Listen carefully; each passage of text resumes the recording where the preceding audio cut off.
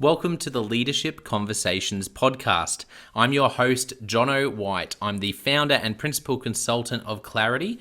We are an Australian-based consultancy that works with leaders around the world, and our passion is to invest in people to become everything they're meant to be in order to fill the world with healthy organizations that people love to work for and customers line up to buy from.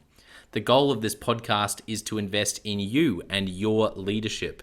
If you're just joining us for the first time, then feel free to check out consultclarity.org. That's our website, consultclarity.org. We have so many free resources on there, the most popular being our 7 Questions on Leadership series. We've had more than 1,500 leaders from around the world in all different sectors give their in-depth answers on leadership, what books they love, what they found most challenging, the most meaningful stories, how they structure their time through the day. That's free, so go and check it out.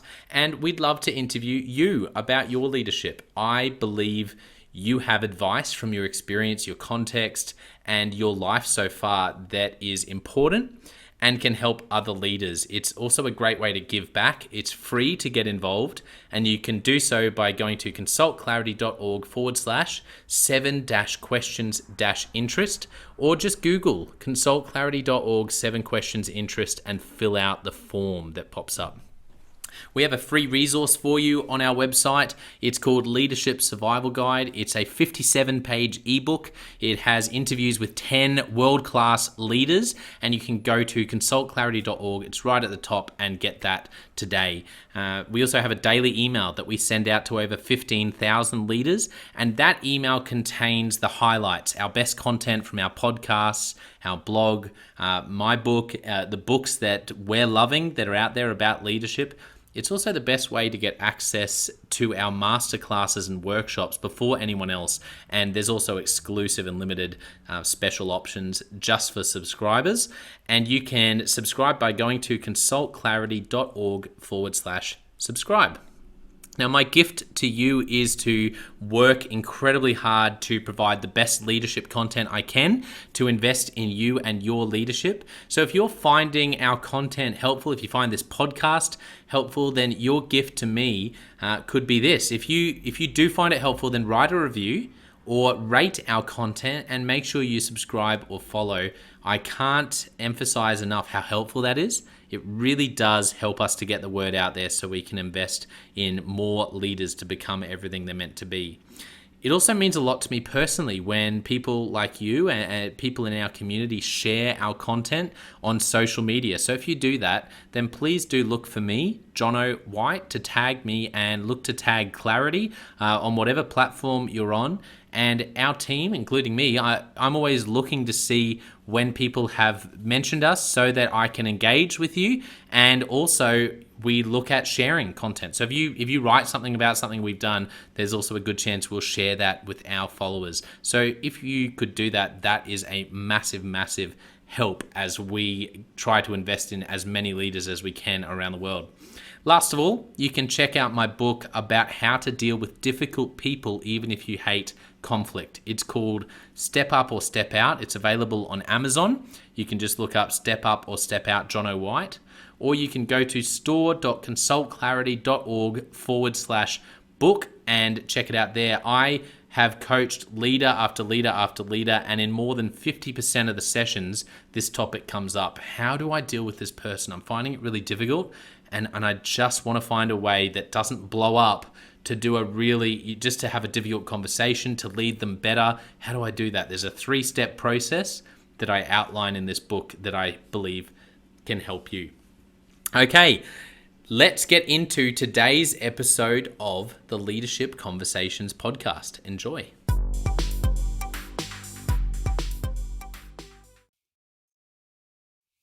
Welcome to episode 21 of the Leadership Conversations podcast. Today's guest is Joseph Aristone. Joe is the Executive Vice President and Head of Leasing at PREIT, and PREIT is the Pennsylvania Real Estate Investment Trust. He's worked there since 1994. Joe's responsible for overseeing the leasing function for the company's portfolio of 24 malls, accounting for approximately $218 million in net operating income. In this capacity, Joe manages a staff of 22, including 4 regional VPs and 14 leasing representatives. Joe is responsible for establishing the vision, and executing on the strategic direction for each mall, including tenant-merchant mix and financial deliverables. Prior to assuming this role, Joe was the VP of Big Box and Outparcel Leasing, where he completed in excess of 2 million square feet of transactions with national tenants including Kohl's, PetSmart, Best Buy, Bed Bath & Beyond, Dick's Sporting Goods, Ross Dress for Less, Marshalls, Eastern Mountain Sports, Barnes & Noble, Staples, Olive Garden, P.F. Chang's, California Pizza Kitchen, and Capital Grille. Joe led the leasing integration team during a major merger of 2 multi-billion-dollar publicly traded companies, which resulted in the creation of the Pennsylvania Real Estate Investment Trust. Joe also has an extensive background and has done a lot of work not only with landlord representation of multiple office buildings in the Philadelphia market, but also has been very involved in a number of civic-oriented activities. He's an active volunteer for a number of business advocacy groups, including serving as vice chair for the Greater Philadelphia Chamber of Commerce's membership drive and being appointed and serving on Moorestown Council Economic Development Advisory Council, New Jersey Board of Trustees for Moorestown Education Foundation, an affiliate of the Moorestown Board of Education. And Joe is also on the editorial advisory board for SJ Magazine, and he is a graduate of Dickinson College in Carlisle, Philadelphia. Well, Joe, it's wonderful to have you on the podcast. Welcome. Thank you, Jono. It's a pleasure to join you. So appreciate the opportunity. I have so many questions because I find what you do really fascinating, and I think one thing I really want to ask about is the merger at one point, and so that's something that just now has sort of piqued my interest. But first, give us a little bit of the context of PREIT, the Pennsylvania Real Estate Investment Trust, and also what it looks like for your role, executive vice president and head of leasing. A bit of a window into that role. Absolutely, sure. So most of the malls in the United States are owned by public companies, really driven by the fact that malls are large properties that require a lot of capital to run and operate. And so probably going back about 20 or so years ago, a lot of the malls got purchased up by large public companies. And Pennsylvania Real Estate Investment Trust is a public REIT that we happen to specialize in the mall space. We have been and do own other product classes, but for the most part, we're in the enclosed mall arena. It's obviously been a space that's been, challenging in a lot of ways. Pandemic certainly created some challenges, although later we can talk about how we've overcome some of those. But for the most part, I think it's an exciting time to be in this space because it's really a disruption period. And I think that innovation and creativity and, energy can kind of move you into a position of being an outlier in a period where you could potentially have some hardships. And so in terms of what I do for the company, so we, as I mentioned, are a public REIT. We've been around since 1960, and I've been with the company for about 25 or so years. And my primary role and principal role has been running the transactional platform for the company. So anything that pertains to leasing, so anything, if you think about a mall or a retail property, when you walk into a tenant space, those tenant spaces, especially in a mall environment, are part of a community, and that community is tenanted. The bigger landlord is what PREIT does. We own the bricks and mortar, and the tenants are the retailers. And so my team identifies and sources the various retailers, and we also work to create kind of a space making and work to create a merchandising mix so that when you go to a property, you have this experience that's a combination of food and shopping and entertainment, and that's essentially what we do. Yes. Yeah, fantastic. That's a great explanation. And so tell us about your story. What are some of the moments, and you can feel free to go back as far as you want, even to childhood if you'd like. What are some of the stories that really shaped you becoming the leader you are today? Yeah, so backstory is I kind of grew up in the Philadelphia area, with the exception of living in Italy for a year. And I've, for the most part, spent most of my time in the Mid-Atlantic region, specifically right outside of Philadelphia. I went to college in Pennsylvania to a liberal arts college, graduated thinking that I was going to pursue a career in legal. I was going to, go to law school, and I thought that would be like what I gravitated to. And after I graduated from undergraduate school. In the United States, you go to college for 4 years, and if you want to go to law school, you have it's typically a 3-year endeavor. Before I kind of went to law school, I decided I need to kind of make a few dollars to kind of take some burden off my parents who helped me with college, and I got a job working for a commercial real estate company, and they had a training program.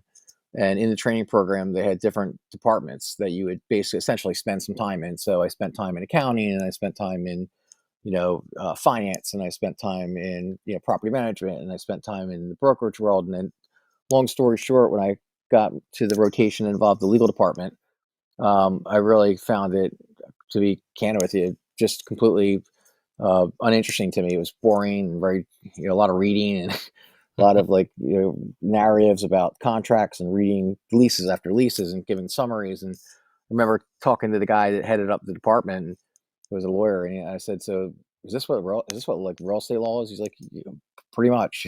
It's a lot of it's a lot of reading, and it just wasn't really suited for my personality at the time. And when I had my opportunity to kind of work in the brokerage group, it was a transactional environment where the brokers were entertaining, and they were showing spaces, and they were trying to make matchmaker between buyers and sellers. And it was a very fast paced environment. And I kind of knew immediately that I found my future.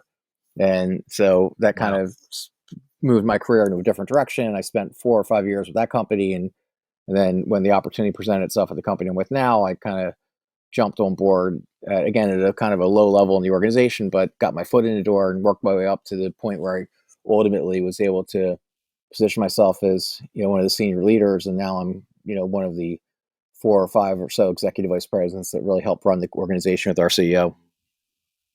Yeah, that's I love that story, and I love the I guess the clarity you had when you were there working initially towards law, and you just realized, no, this isn't for me. Are there any moments that really come to mind from your career so far where you remember how a leader dealt with a situation, or you remember yourself dropping the ball in something and just having a big learning, or it might be just watching someone else and going, oh wow, I think the way they did that is probably not that's not how I want to lead. Any sort of moments that come to mind that have really shaped you? Well, I'll give you one from a personal perspective, and then I'll kind of think about a few that are more of a point of observation. So in commercial real estate, at least when you move directly into that space, you really start out in a transactional platform where you're kind of charged with basically doing deals. So Yeah. finding tenants, negotiating deals, and and the company benefits from that, and you basically get paid, in different forms of compensation are pegged to that performance, right? Whether it's a direct deal compensation, or whether it's for a number of deals over a period of time, or a yearly bonus. And so I did that, and learned very early on that I was good at it, that I had a knack for it. I was willing to put the time and effort and energy into it. I always found that my background allowed me to, because I started at a kind of a low level and learned different parts of the organization and just in the real estate commercial industry in general, that I was always well equipped with information. And I always found that the more informed you are, the better you are at sales, right? It just kind of makes sense that if you have knowledge and you can kind of, have a convincing and compelling discussion with whoever it is, whatever sales you're selling, if you can say this is the selling benefit, this is the why this would be a good fit for you, or why this would potentially be an opportunity for you to be successful, that you can find yourself to be, in a position to kind of close a lot of transactions. So lo and behold, I closed a lot of transactions, became, one of the top producers in our organization. And as things progressed, the company was scaling up and we were growing, and we were, acquiring other companies. And my boss at the time, who is now the CEO, but he was the president at the time, kind of tapped me on the shoulder and he said, "I think it's time for you to kind of lead a team and move from being more of a single purpose transactional person to be more of a team leader." And I got to tell you, that was an extremely hard thing for me to do, because I immediately went from being responsible for being a deal maker, where I was concerned about my budget, my properties, my transactions, the things that I was going to kind of get done, to being this kind of player coach. And it was a interesting pivot in my career, because um, I was frustrated at first, and kind of, and for initially I thought, like, this isn't going to work. This isn't really going to be a good fit for me long term. I'm either going to have to go back into being a transactional person that's here, or I'm going to do it somewhere else, because I just don't want to leading people and kind of running an organization from the standpoint of managing other people is incredibly difficult and very different from what I did before. But what I learned from it was that I had a lot of blind spots, and I lacked in kind of empathy. And it's interesting because people have always said to me, I never really kind of made the connection, but I made the connection like at that point. I remember like thinking back to when sometimes great players aren't great coaches, right? I mean, it's the kind of Mm, it's almost like a difficult thing to do because a lot of times in American sports, you'll see like an incredible hockey player, football player, and they'll get cajoled into a position of coaching, and they suck at coaching. yeah, And part of it is because it's very difficult when you excel at a high level to coach people at that same level because you have expectations that they're going to immediately be able to perform at your level, and it's a point of frustration for both, right? So I would get frustrated yeah, with my team because if they weren't closing deals, I found myself jumping in and getting real too hands on, and they would get frustrated because they didn't have the learning curve they needed, and it was just very difficult and choppy time. And what I did at that time was I spent an incredible amount of time really understanding what I was lacking to be a good, leader and coach, and yes, what I would need to do to develop those skills. And it started with something as simple as empathy. I really had to kind of learn that, okay, Tom, you know, Tom Jones and, John Smith, they're not as good as I am right now, for various reasons. yeah, What can I do to help them become as good as me?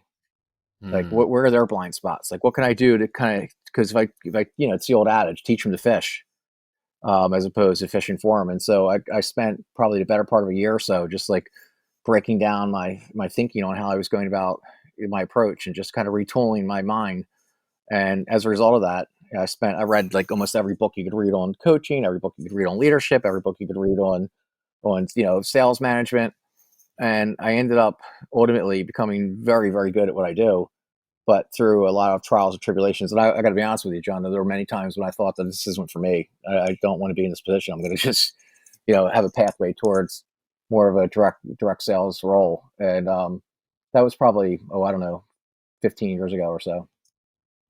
yeah. Wow. Well, I appreciate you sharing that. And I remember being on a coaching call with a leader from New Zealand one time who um, we'd connected, and we were in the first session. And really, when I said, "What are you wrestling with?" and his question was, "I just don't know if I should be a leader. I'm thinking about going back to a role where I do that individual contribution." And what I loved about that conversation is as we delved into it, and I said this to him, I said, you're the fact that you're wrestling with this so much means you have to be a leader. Like, we need leaders who care that they have blind spots, who wrestle with things and actually are willing to put in the effort. That doesn't rule you out. That actually sets you up. Like, that, in my opinion, that's often what great leaders have, is they've got that awareness of their blind spots. And so I love hearing, and he decided Yeah. to that was a big revelation for him. Yeah, I can do this, and he's now pursuing that, and is pursuing leadership. But that for him was, yeah, he was thinking of the same thing. Maybe I should just go back to being an individual contributor, because some of it he was finding challenging around the team dynamic and leading people. Well, so when you're an individual contributor, if you're in sales, I don't care what you're selling, but if you're good at it, you can make a lot of money. All right. And Yeah. you can, it comes with its own stress points. I'm not going to say it doesn't, but your stress points are usually overcome by performance. So if I Yes. perform at a certain level, I'm going to be considered, a key contributor to the organization, and they're going to value they're going to value the value proposition as I bring in a lot of business. You guys are making money. I'm making money. We're all happy. And when you move that person into a kind of a sales management role, the thought process is, well, maybe you can make this person make 20 people as successful as he is, and now I'll have 20 good salespeople as opposed to just one. It doesn't always Yes. work that way. In fact, I No. would say probably more often than not, it doesn't work. I would say more times than not, and the least that I've seen, if you don't invest the time, energy, and find the right resources to help you scale. And I was fortunate in that I had a really good mentor and a really good boss at the time who knew that I could do it and wouldn't let me go back to my old role. He kind of like said, "Okay, if you want to do what you were doing before, you're gonna have to do it elsewhere," because he was kind of trying to almost force me into this position of leadership. And look, he was right, because ultimately I scaled up and I kind of retooled the team, and I hired a lot of great people that are with us now, and they're incredibly successful, and we've done very well. And even in incredibly disruptive times, we've been able to secure some of the best deals and tenants in the platform. So I Wow. think ultimately that was definitely a moment of leadership enlightenment, if you will. Yeah, I wonder if there are any examples that come to mind for you of specific situations where you look back and think, whether it's a head in your hands moment of like, oh, I can't believe how much empathy I didn't show there, or maybe it's the flip side. Maybe after you discovered this, you had a really big win where you knew empathy was a blind spot, and you read some great literature on how to listen, and you felt like you really finally the penny really dropped for you, and you when you saw someone and I feel really heard. Or are there any specific examples that come to mind from that journey where you Well, it, it's not going to put me in the best light to kind of to really, but I guess we're in a quiet little podcast world where we can just have this conversation between us, right? But yeah, I'll tell you a yeah, story there's no one listening. Yeah, where that's exactly, they've probably got right. millions of people in Australia listening to this. So I'll tell you that so one of the things that I would do when I was again new to the role is that I had an office and I had two chairs in the office, and you know as I became this newly appointed leader of this lease of the sales team, where I had a group of, I don't know, 8 or so people that worked for me at the time. I was running a unit. I was running one of the groups in the organization, and it was not uncommon for other sales members to come into my office and want to have a conversation with me about a deal they're working on or a transaction that they were pursuing. And I was very quick with them. And I remember I would find myself I would put things on my chairs in my office because I didn't want people to sit in my office, because I found that when they sat in my office, they would take up an inordinate amount of time. Right? Again, I was brand new to this role. I mean, you have to remember, I No, was that's still fine. No, this is still great. This is great. I appreciate you sharing I this, and it doesn't put you in a bad light. I I honestly, well, but I it's great. remember, so what I would do is I would put these like files on my chair, so people would be uncomfortable sitting in there because they have to move something, right? And so they would come to my door and they would stand at my door, and I thought, okay, if I can't solve this problem in a standing at my door scenario, there's got to be a better way. I just thought that this could be a quick solution. So people would come to my door and they would knock on my door, and I'd say, hey, what's going on? They'd say, hey, I'm working on this transaction with such tenant, and I think I'd like to go in this path or that path. And now you have to remember, I was more experienced than most of these people, and I had done it at a much higher level, and I did it at much more higher productivity. And so I knew what was going to be around the turn, right? Like I knew what the end game was going to be. And so Yeah, often I would process that information pretty quickly, and I would say, let's say, for lack, Tom Jones, I'll make up a name. Tom yeah. Jones would knock on my door and he'd say, hey, I was thinking about this deal, and here's where I want to go with it. Now think about it for a few seconds, and out of pure like arrogance, I would just say, "Hey Tom, I appreciate your point of view on that, but that's not what we're going to do. We're going to go in this direction. So let's just go there."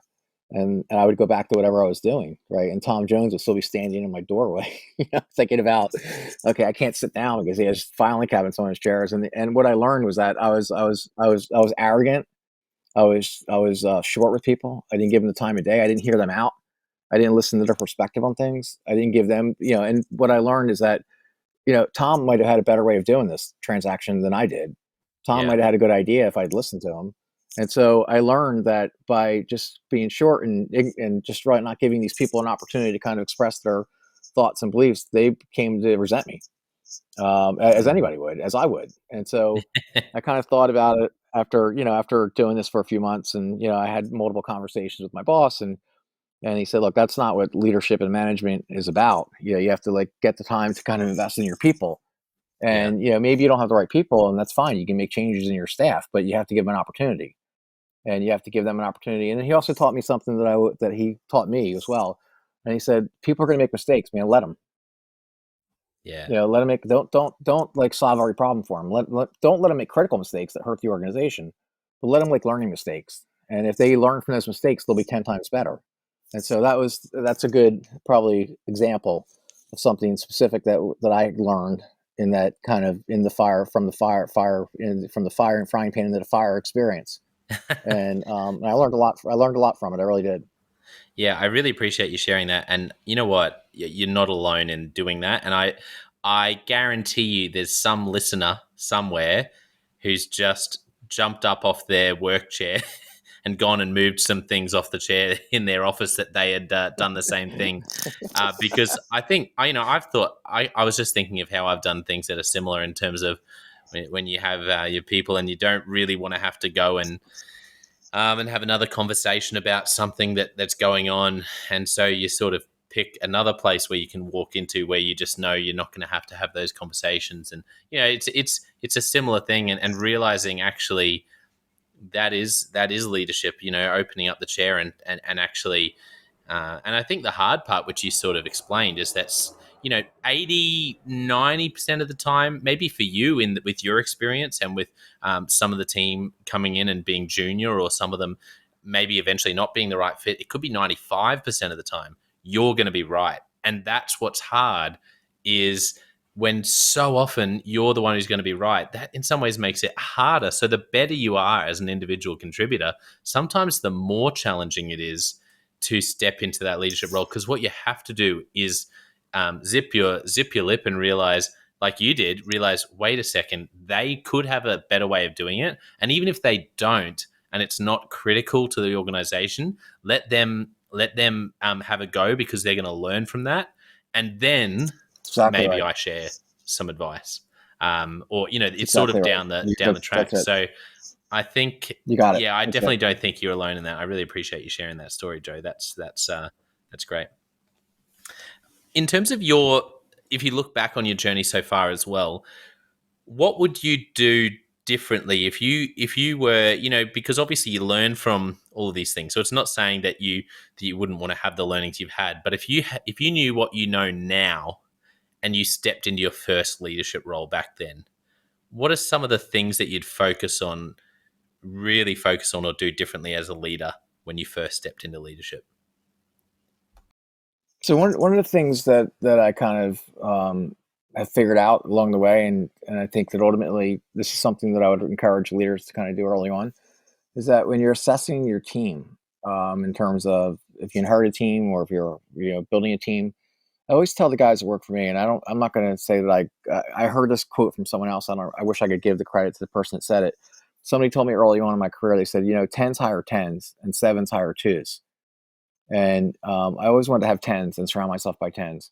And so if I inherited a team, I probably took too long to kind of get out the twos, right? I probably struggled too much with trying to get them to perform and get frustrated with them and so forth.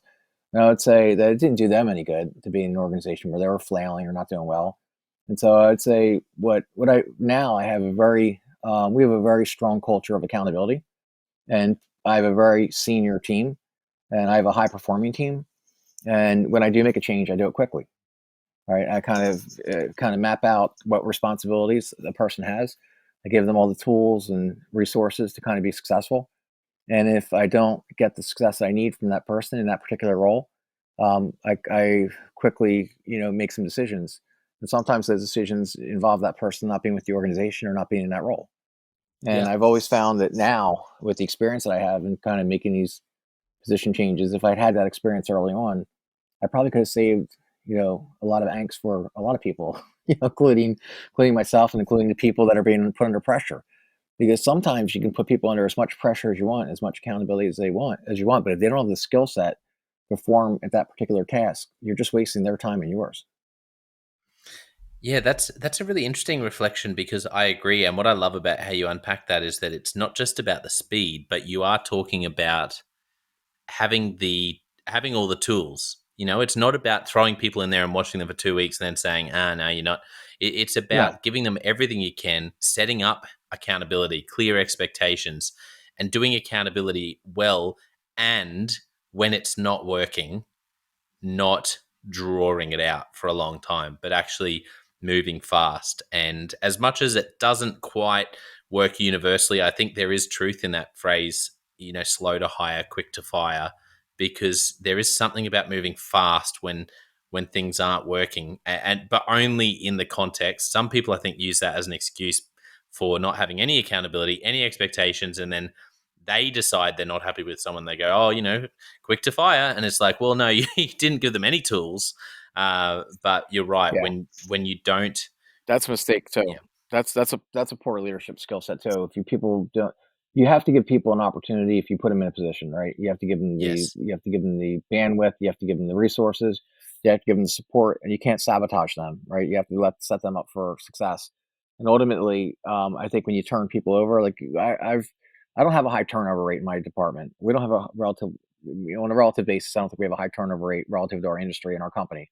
And I think Yeah. that part of that is, yes, we do a good job on the front end hiring, but from this specifically in the group that I lead, we do a ton of due diligence on the front end, including, mapping out the personalities of the people we hire, spending time with them, bringing them in to kind of interface with their peers that they'd be working with.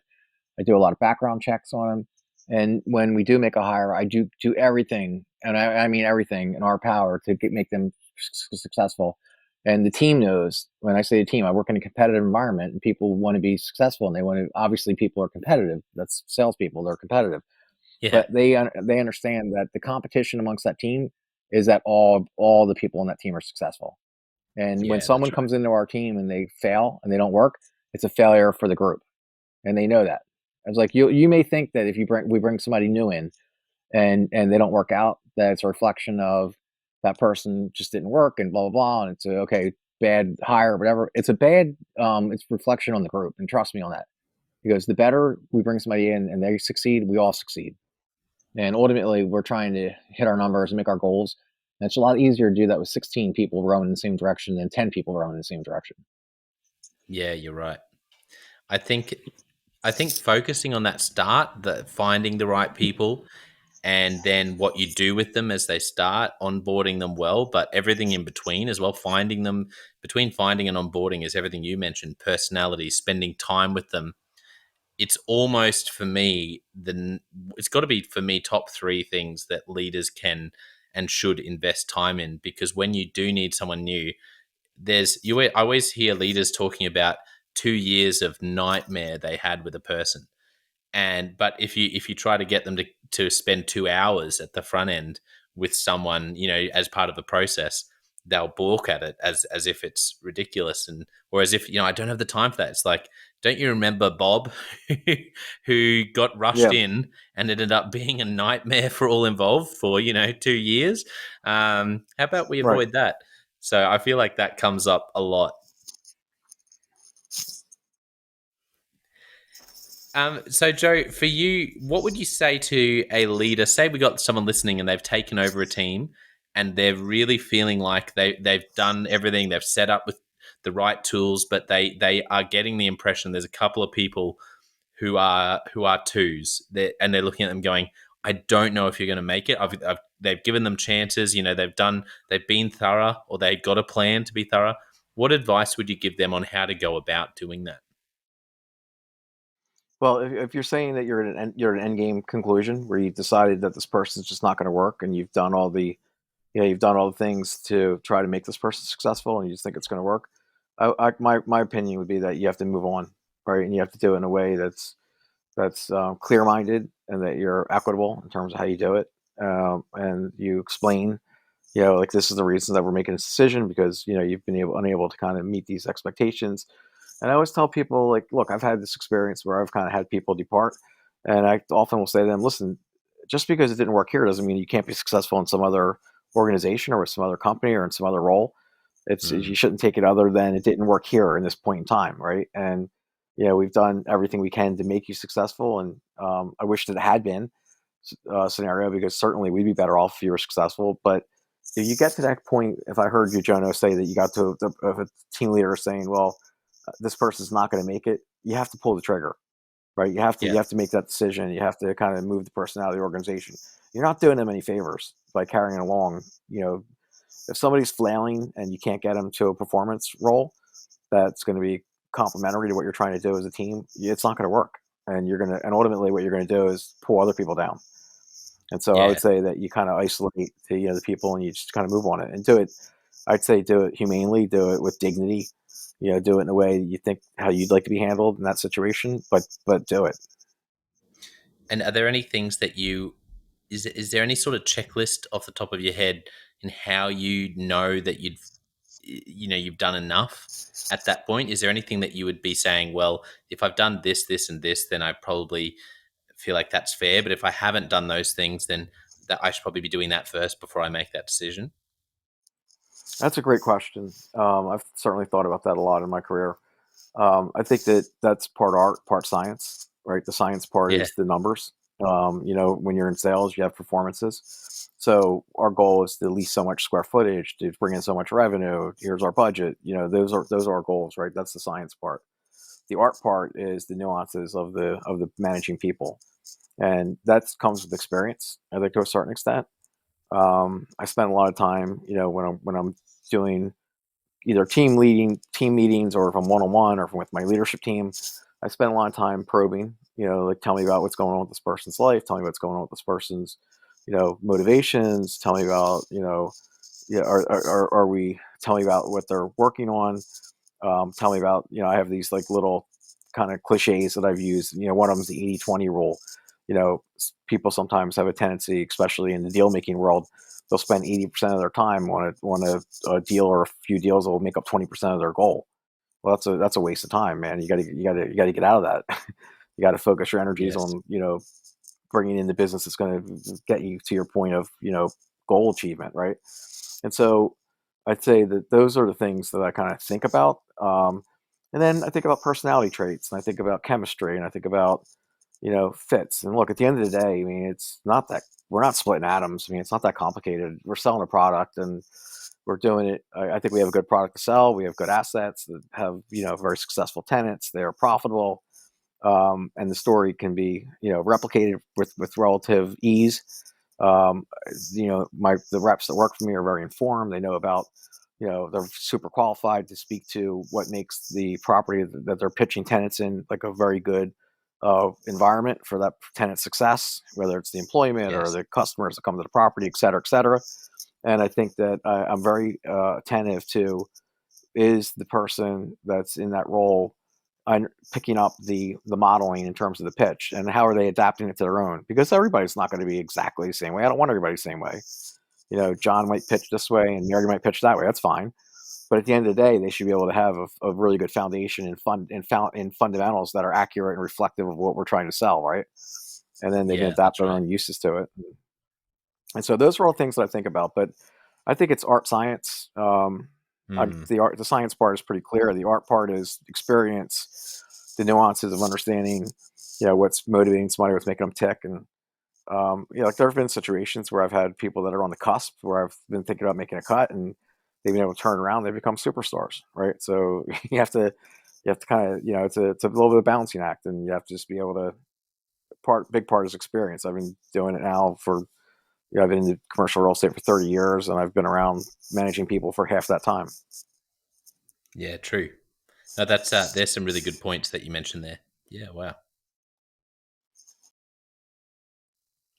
So I'm interested to know about the merger. So tell me, what was it like to be part of a merger of two such, these massive organizations coming together in terms of what you guys do and what's on the books coming together into PREIT? What was it like to be part of that merger? Well, so that was really interesting, and really kind of a learning experience for me. So there was a point in time when PREIT was a smaller organization, and we were trying to grow the company, and the scale to grow the company really kind of lent itself to kind of acquiring other companies or merging with other companies. And so we identified another mall company that was based in Western Pennsylvania. We were based obviously in Philadelphia. Just for geography, for people that are kind of listening on the phone, it was Philadelphia is on the east coast of it's on the eastern side of Pennsylvania, and this other company we were acquiring was probably about 5 hours by car, but kind of in the western side of the state. But we just happened to both be in the mall business, and so we owned malls all over the country. At the time, we were probably about the same size. I mean, we were, call it 20 or so malls, and they were probably about the same. And we decided to put the companies together. Our executive team identified this would be a good acquisition/merger, and so we put the two companies together. And PREIT was the acquirer, but I was kind of look at it as a Yeah. merger because we were kind of integrating a company that was a peer in terms of size. And my goal and my job in that role was to really integrate the two leasing teams. So I had the responsibility for putting these two sales cultures together. because we obviously needed the scale of the entire leasing team to function, because there were some benefits of scale of economy maybe at higher levels in the organization, and maybe some scales of economy Hmm. in duplicity and accounting and things like that. But the sales team, which is the engine that drives the productivity, you really wanted to get the best of the class in both companies. Mm. And so what I essentially did was I formed, we hired some consultants that kind of helped us guide through this, but I quickly realized that if we just kind of tried to instill our culture onto the acquiree or merger organization, that it wouldn't work. If I Mm. just kind of took the culture from the company that was merging with us, it wouldn't work. Companies kind of have these tendencies of knowing what they do, and everyone thinks they do it best. And so I Yeah. formed a committee that was basically a partnership of equal members from the acquiring company, equal members from our company, and I forced them into an environment where I said, we're gonna create a best in class protocol. Now we're gonna forget everything that we think is best in class. We're gonna literally come out of here after a few weeks, and we're gonna come up with a best in class process. And we're not gonna think about names or people or titles or any of that stuff. That's gonna be immaterial to us. We're literally gonna start from the foundation. We're gonna figure out what's the best way to do such and thus. What's the best way to lease space, to show space, to pitch tenants, to merchandise our properties, all those things that are important to running our business. And no one here is going to think about their role, right? Because I may not be in a leadership role when these two companies are merged together, and maybe you will be, right? But what we're going to do is we're going to come up with a best in class way of doing things, and going forward, we're going to form a best in class committee. And so the best in class committee is going to exist outside of the merger. So once these two companies come together, that group is still going to exist to make sure that we're doing what's in the best in class. And I told the people in that group, because I learned this early on, is that when you think about the watershed of decision making and a water flow, Yeah. you think about what's in the organization's best interest first, and then you think about what's in the for our particular scenario, it's properties. So you think about what's in the property's best interest second, and then you get down somewhere pretty far down low on the list of what's in the individual's best interest. You'll make the right decisions, and Mm. ultimately, if you make the right decisions for the organization, you'll make the right decisions for yourself. Yeah, that's great. And so actually having that meeting and forming that committee where you were able to, I guess, really transparently go through some change around culture, but do it together and do it We did it with together. eyes open, like let's actually rework this because we both know that it's not going to work now to just keep doing what we were doing. So let's actually work together to find something new.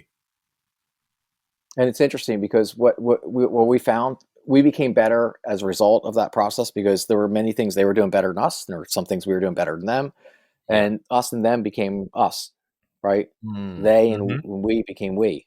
So it's amazing because it worked, and we've used that tactic as we've acquired some other smaller companies along the way and smaller properties, and we've rolled them into our organization. So it's a tool that I learned, that I know, that I've kind of used, and it's a methodology that I think is somewhat proven to result in collective thinking. And when you're merging cultures together, you have to be sensitive to the fact that these are proud people that came from an organization that had a really long legacy of success, and you want Yeah. to benefit from that. You don't want to have people, you want people to work for you, number one, and secondly, you want people to bring their good ideas to you and with you. Yeah, that's great advice. Just as we start, I guess, wrapping up, are there any books that for you, you mentioned, reading all of those books on your journey. Are there any books that you tend to gift to other people a lot where if you have a new leader coming up or someone this is the sort of book that you'll often find that you'll be buying and giving them? That's a great question. So I'm looking at I'm upstairs in my office, and I have a bunch of books. I'm in my home office that I have sitting Yeah. on my nightstand, and I'll just flip through some of my nightstand. But I guarantee I have some business books here. So this is a great book that I read. Never Split the Difference: Negotiating as Yes. If Your Life Depends on It, by Chris Voss. Great book. Yeah. Um, I have a book here, Business Adventures by John Brooks. If you haven't read this one, this is a really interesting book because it's a New York Times bestseller, but it really is a story about 12 classic tales from the world of Wall Street, it's amazing what you can learn from that kind of book. I read, and I often give people, and you're going to find this kind of surprising, but Malcolm Gladwell, who you may, I don't know if you know who that is, but he's a Yes. kind Yeah, I of do. a Yeah. social anthropologist. Yeah. And I like a lot of his books that are interesting because like Outliers is a good one, Yeah. right? And I tell people read Outliers, read Blank, because you're gonna learn from that. And anytime, I don't necessarily have like one or two books that I say read this one, although I'm sure there's a few that I've kind of repetitively shared with people. But I'm a voracious reader of all. If I can read something that's interesting to me and I can learn from some it, I do it. And so I'm probably not a kind of a one or two book guy. Although as I think Yeah. about that, maybe there should be like maybe I should have like that. You gave me a thought, John. Maybe I should have like a marquee book that becomes like my, my calling card.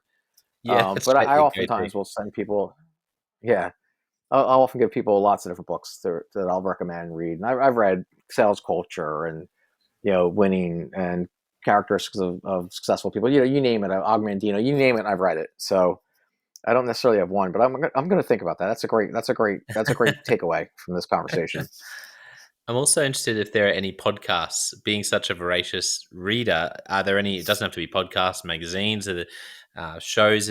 Any other forms of, I guess, media and educating yourself that have been particularly meaningful to you or helpful recently?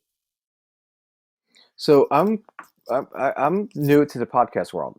I haven't been following as many podcasts. Just starting to get into it right now, and there's a lot of information out there, and you kind of have to spend some time navigating through things that pique your interest. That's a forum that I'm not really that familiar with. Sure. But I read, there's a couple touchstones, things that I just read on a regular basis. I read the Wall Street Journal. I Yeah. read the local business journal in Philadelphia, the Philadelphia Business Journal. I read the local paper, not only from the standpoint of kind of what's going on locally, but I also like to read the business section just to become current on what's happening in our world. And then I read some trade magazines, right? So in our world, we have something called WWD, Women's Wear Daily. It's a fashion trade magazine that'll give you some intel on what's going on in the latest fashions.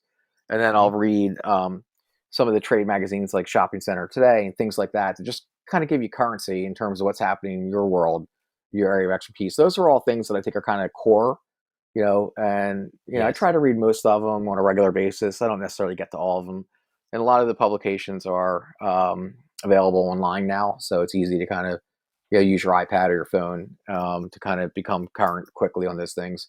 But that's kind of where I shake out on it. In terms of, the other thing is interesting is that I like, I'll watch a lot of, sometimes I'll watch TV shows that just catch my fancy and not necessarily 100% relevant to what we do, but there's a couple shows on in the US on like HBO that I've watched over the last year or so that kind of thought were interesting in terms of sometimes what not to do in leadership. But I don't know. There's a show called Billions. I don't know if you've seen it or not. It's about the financier world on Wall Street with these like billionaires who run these hedge funds and kind of how they Yes. treat people. It's Yeah. a pretty interesting show.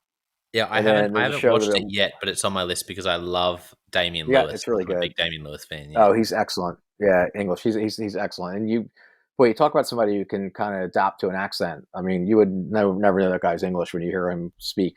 He picks up this whole Wall Street bravado pretty well. Then you have there's another show on TV that I'm watching right now. It's on HBO called Succession, which is you'll Yes. appreciate this. It's loosely modeled after Rupert Murdoch and his like empire and his family dynamics, and I just find that stuff Ah, I really didn't interesting. realize So that. Yeah. Okay. That's. Oh, I didn't realize Succession had that sort of link. That's. Yeah. I have to. I love. I love watching shows and getting getting ideas from shows. I mean, one of my favorite shows is The Newsroom. I don't know if you ever watched that. They only did three yeah, seasons. sure. Yep. That was just Mm-hmm. fantastic. We're watching The West Wing That was right well done. now, which is some of the events obviously are a while back, but that's great. But then probably one of my all time favorites is Band of Brothers. I don't know if you've seen that Oh, series. fantastic show. Love that. Oh Love it. yeah, just and talk about dynamics and team and what not to do. There's some leaders in there, and the main sort of character and the leadership Yeah. that is just like at Yeah. its Well, so most it's raw, interesting. right? And it's funny when you talk about like, okay, so we're in business and you might make a leadership decision. It might be career ending, but it's not going to be life ending for the most part, right? Yeah, But you yeah, think about those things like Band of Brothers, or I remember reading this article about these firefighters in California. Maybe you remember reading about this. There was this outbreak of a fire in California, and there are these group of firefighters. They're called jump. They're jumpers. So they parachute into these areas, and their goal is to, they cut back the brush. They do all these things to try to stem the fires, and they dump. Obviously, there's helicopters dumping water and so forth. And there was this scenario that I was reading about where they had these two groups of jumpers that kind of basically the winds changed and they got caught in this fire, awful wildfire, right? Mm. And one group, the one leader said, "Look, here's what we should do. We should cut a circle, big circle around where we are because we're surrounded now by the fires and they can't bring the helicopters in to get us out. We're stuck here." So one leader said, "Here's what we're going to do. We're going to cut this wide circle around this area. We're going to cut as much debris as possible, and we're going to get out they had these like high heat suits they could put on, and they had Yeah. these like they're not really tents, but they're these blankets that they were sealed blankets they could lay underneath." They said, "We're going to let the fire run over us," and the other platoon leader said, "Absolutely not, man. We're not doing that. We're going to cut our way out of here. We're going to fight our way out of here, and we're going to try to get ahead of the fire." And so, long story short, the team that kind of bunkered down and like cut the big circle around and like got underneath the blankets and like let the fire roar over them, they survived. The guys that went off to try to get ahead of the fire, they died. And I thought it Wow. was an interesting, it was an interesting like article about leadership, right? Because this one guy kind of thought through it and like evaluated all the pros and cons and made a decision. And the people that stayed with him lived, and the people that Yeah. went off, kind of avoided their training, like they kind of disregarded their basic training, and they made an irrational decision about like, okay, we're just panicked and we're going to go off in this area and try to cut through this thing. Well, they all died. And Yeah. so, again, sometimes you pick up those things too, right? Yeah. That's absolutely. Yeah. And those as the most recent, I just did a podcast with a leader here from here in Brisbane called Peter James, and Peter, one of the things he said is uh, one of the hardest things about leadership, or maybe just one of the brutal facts of leadership, is that often you're not the one paying for your mistakes. It's others who pay for your mistakes. Other people pay for the leader's mistakes. And Of I was course. like, oh, that's so true. And there's the Yes, ultimate it is. example in that story. Well, did Yep, you have absolutely. any final thoughts for listeners? Well, I would first of all, Jonah, thank you for your invitation. I appreciated the questions. Thank you for the prep that you did ahead of this, which again, that's something that I admired about the way you set this up. You sent me a kind of a query of questions you wanted to talk about, so it gave me an opportunity to kind of think about the content for this discussion. And I would just say that if you want to be successful in whatever you want to do the work. Right? There's no shortcuts. I know you hear it 1,000 times over, but it's just true. It'll come back to haunt you in the long run. I mean, you might have short term success in whatever you do, but ultimately, if you want to have a long arching career with a lot of like wins, then do the work, treat people right, be fair minded, be equitable, be sensitive, be empathetic. It's ergo to my earlier conversation, and you can make a difference. And ultimately, that's I think that PREIT has a team of leaders that kind of think this way, and we're trying to apply our craft in a way that's has humanity to it, and that we can think about things that are relevant in our culture and our society these days, but also be profitable and make money and do things for our shareholders that are meaningful. Yeah, well said. Well, thank you to our listeners for tuning in.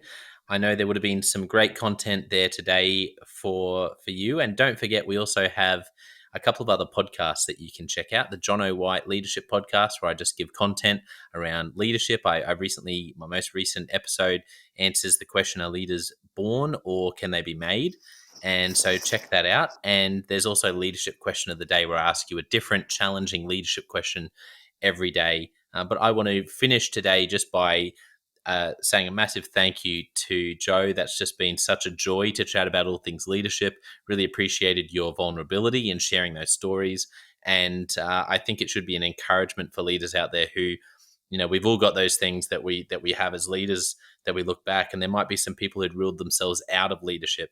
And I really believe that how you shared today, just so honestly, but also about the hard work element, is a wonderful message for people that you can develop your leadership. You just need to take the time, have the right people around you, and open yourself up and be prepared to find out what your blind spots are. And you can develop your own leadership to lead people really well. And I believe you're doing that. And it's been It's just been wonderful. So thank you so much for coming on, Joe. Thank you. Appreciate your time, Jonah. Have a great day.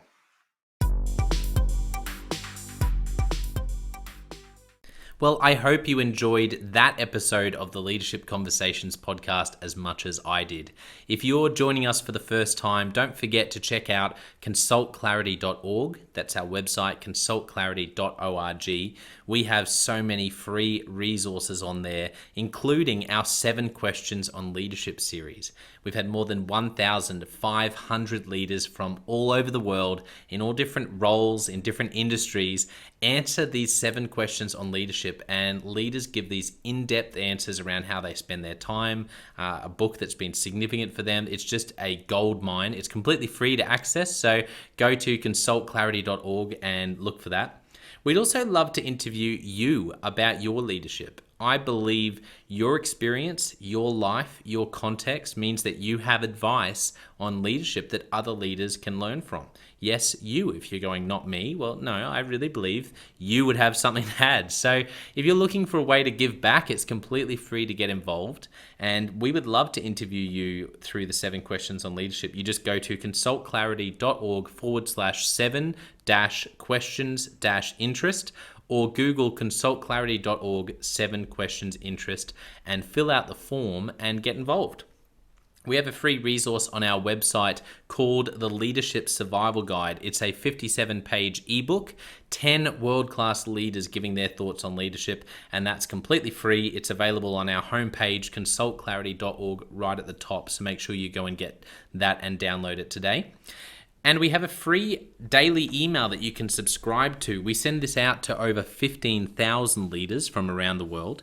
And it contains the highlights of content from our podcasts, our blogs, our books we're reading. It's got the best content, and it gives you exclusive, limited, early access to our masterclasses, workshops, new products, special offers. It's all for our subscribers. You can go to consultclarity.org/subscribe and join 15,000 other leaders.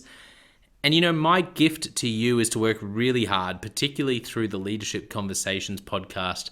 I have been blown away by the quality of the leaders, and I'm learning as much as anyone in doing these interviews. So I'm having a great time. And my gift to you is to keep lining up the best leaders I can to invest in your leadership. Your gift to me, if you're finding this helpful, there is something that you could do that would help us out massively. And that is to write a review and to leave a rating for our podcast or wherever you're watching or listening to this. I can't tell you how much that helps us out. Also, subscribe or follow. It really does make a difference in helping us to help more leaders become everything they're meant to be. Another thing that means a lot to me personally is when I see our community share our content. So if you do share this or any other piece of content on social media, then thank you, and please do that. And look for me, Jono White, or Clarity, and tag us in your post. Our team is always looking for posts to engage with from our community, and there's also a chance that we'll share your content to go beyond and share it with our followers. Last of all, you can check out my book. It's called Step Up or Step Out: How to Deal with Difficult People Even If You Hate Conflict. I wrote this book because 50% of the coaching sessions I have with leaders, this topic comes up again and again and again. And it's this idea of, how do I have this difficult conversation? How do I lead this person better when I'm finding them difficult? Or in some cases, you look and you say, I think I might be leading a difficult person. They're just quite difficult to lead, or I'm finding them quite difficult to lead. So there's a 3-step process that I unpack in Step Up or Step Out. And the amazing thing, and I've literally done this myself, and I've heard it anecdotally from other leaders as I've coached them, is that if you follow this process, you will see that person step up and change their behavior or make a decision, which is to step out some of the time. 95% of the time, people will step up or step out in just 4 weeks.